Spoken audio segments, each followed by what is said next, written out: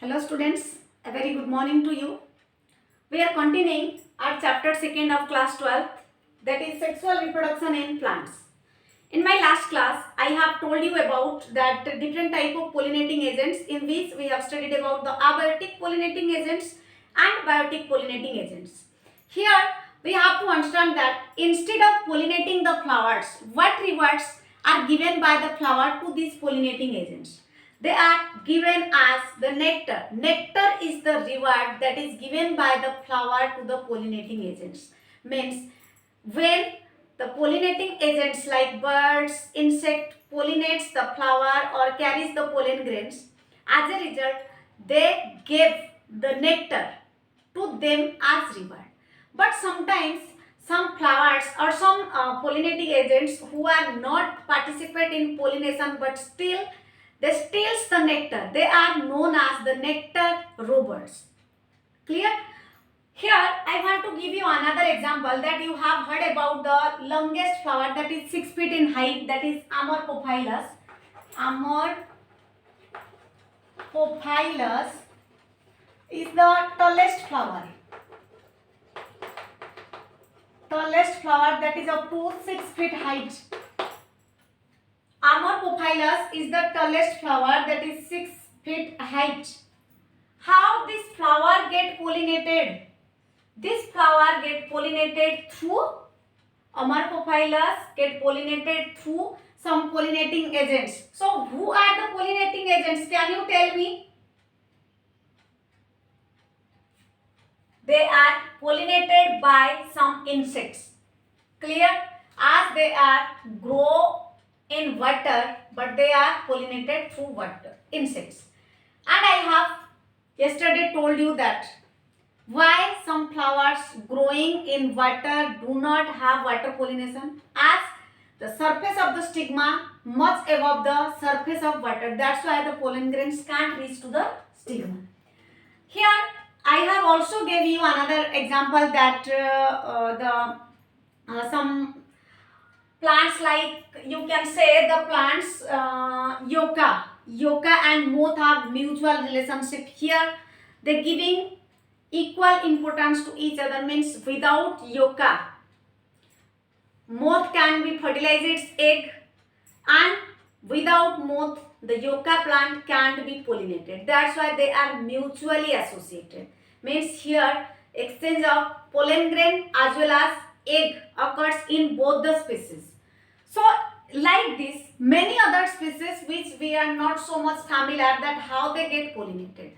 If you watch your surrounding and can see clearly that many insects are flying on or above the plants where flowers are blooming.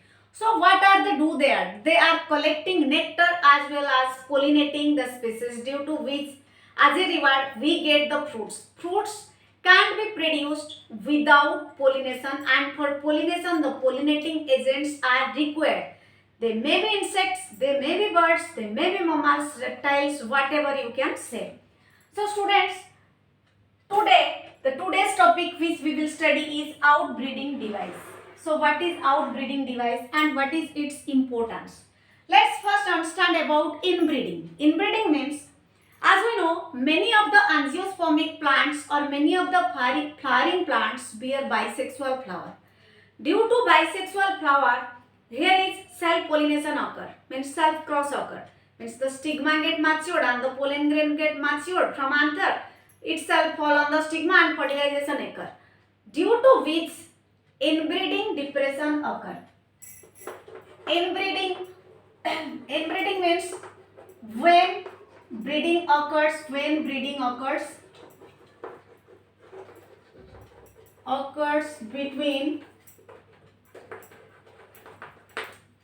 the same species.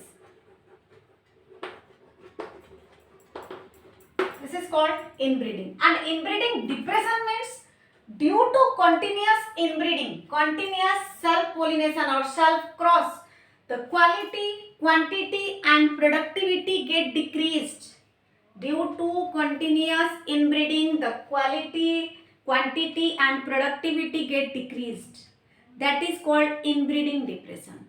Flowers have evolved some mechanisms, some genetic mechanisms to prevent this inbreeding depression. Clear? Flowers evolve some genetic mechanism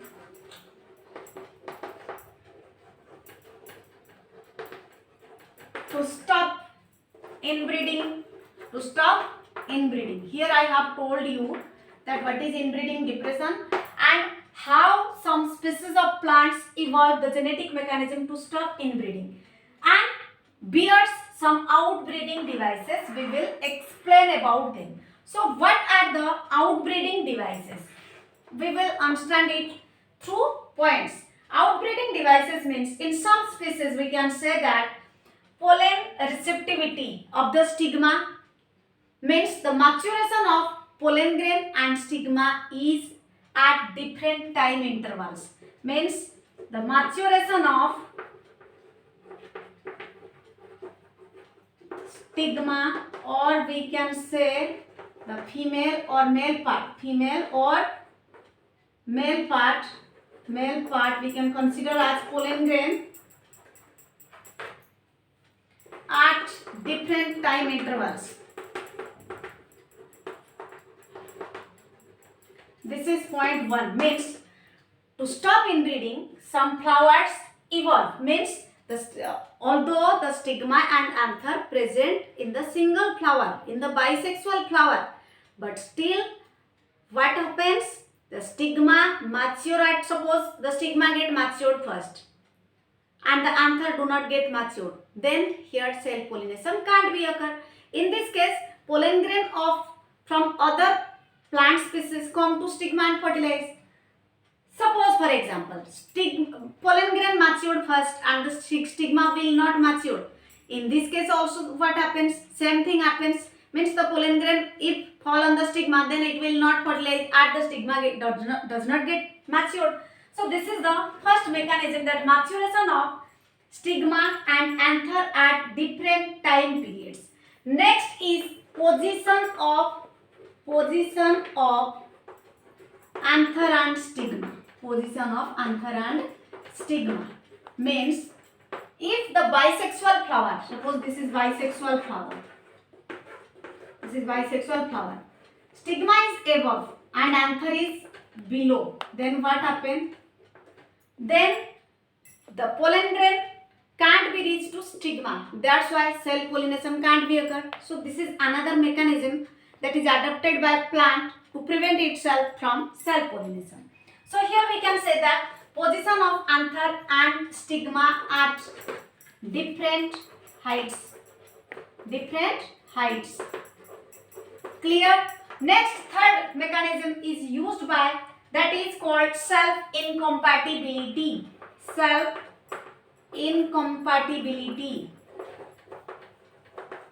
It means many pollen grains assemble on stigma. There the stigma secreting some chemicals able to know which is the right type of pollen grain or which is the wrong type of pollen grain. Right type means compatible and wrong type means incompatible. If the pollen grain is compatible, means from other plant species, then it will allow to fall in it. That is called self-compatibility. But here self-incompatibility means this is the genetic mechanism and prevents the self-pollination. Then how? Because it do not let the pollen grain to germinate on it. Clear? So this is self-incompatibility, means only the right type of pollen grain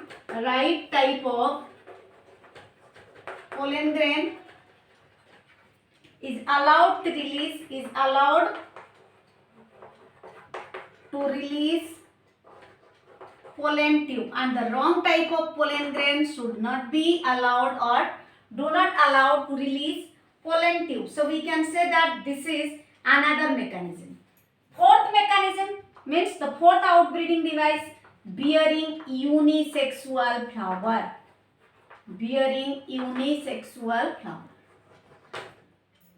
Means as we know that Geitonogamy plants also bear unisexual flower.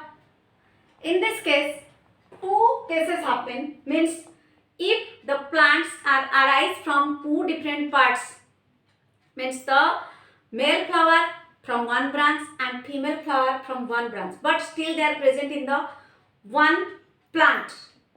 Male female flowers are different parts of a single plant. There is no self pollination occur, but still it will not bring the genetic variation. Then what happens here? Cross pollination occurs, but genetic variation will not occur, as you know that as the plant species is same. So here bearing unisexual flower means this is helpful for producing genetically variation species only in case of unisexual plant. Unisexual plant means not only the flower is unisexual but also the plant should be unisexual. So we can say that some plants like in which both the male and female part are present, like cucurbits, maize, etc., in which male and female are present, but they show geitonogamy.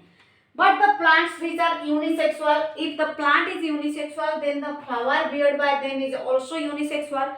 So in case of date palm and papaya, we can say that this is can bring variation among the species and can stop inbreeding. So students, here we know about some outbreeding devices, that how plant itself evolve some mechanisms to stop inbreeding depression, and they are, again I am repeating, they are the steps: maturation of stigma and anther at different intervals, time intervals. Second one is position of anther and stigma at different height, due to which pollen grain is prevented from fall on the stigma. Third one is self-incompatibility, means rejecting itself. The stigma reject the same type of pollen grain that is released from the same species. And next, fourth device, that is adopted by the plant, that bearing unisexual flowers.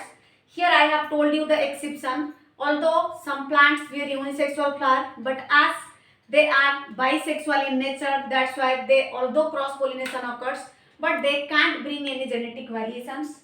That's why only the unisexual plants, they have unisexual flower, bring variation in them.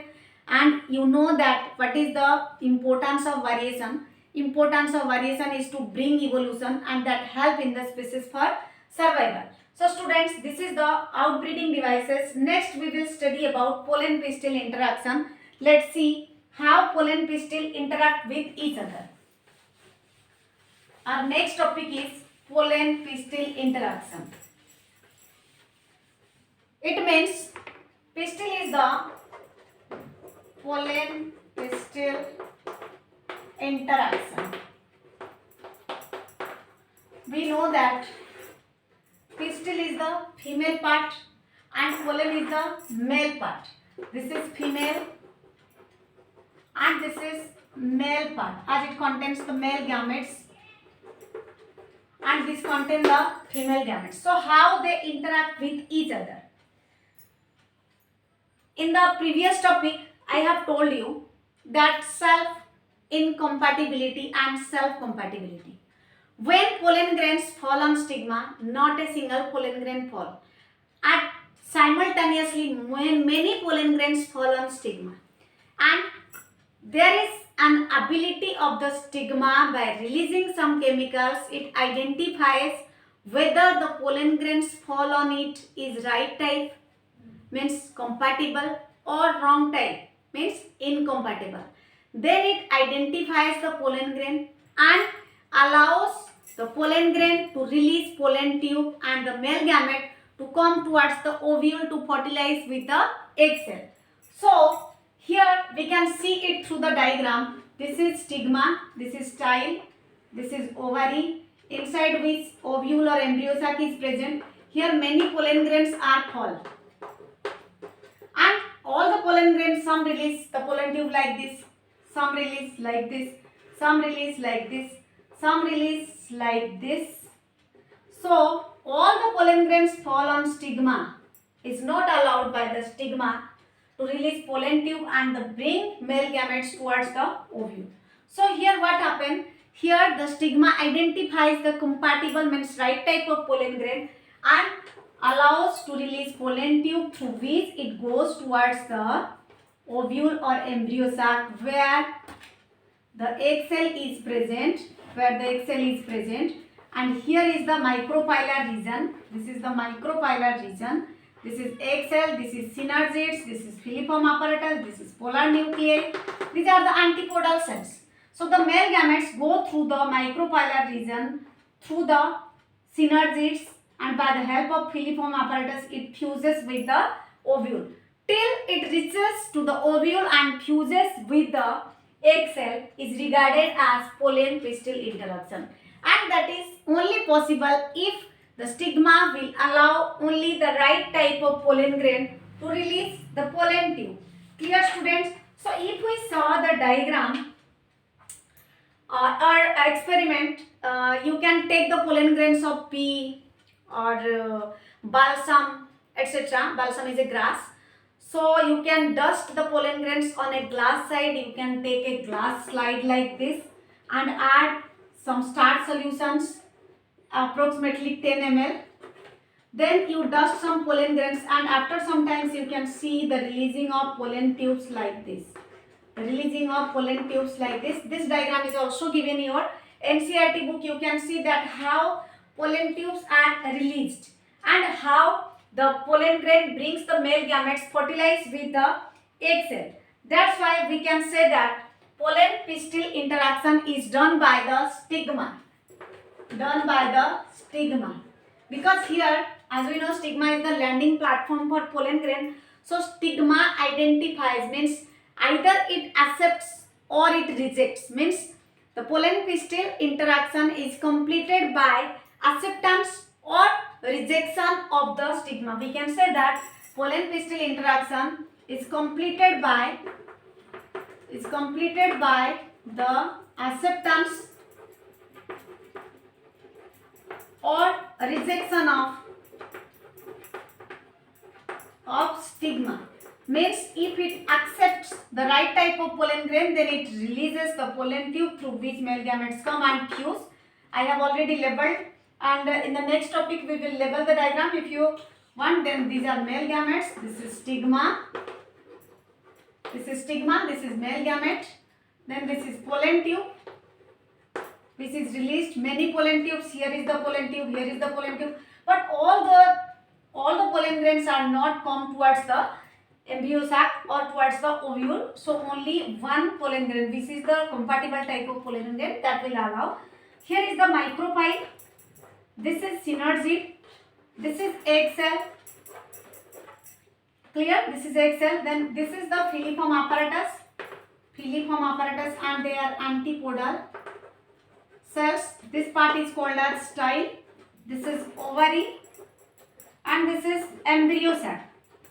So pollen pistil interaction represents the acceptance and rejection of the stigma, as here the important role is played by the stigma by identifying the compatible and non-compatible type of pollen grain.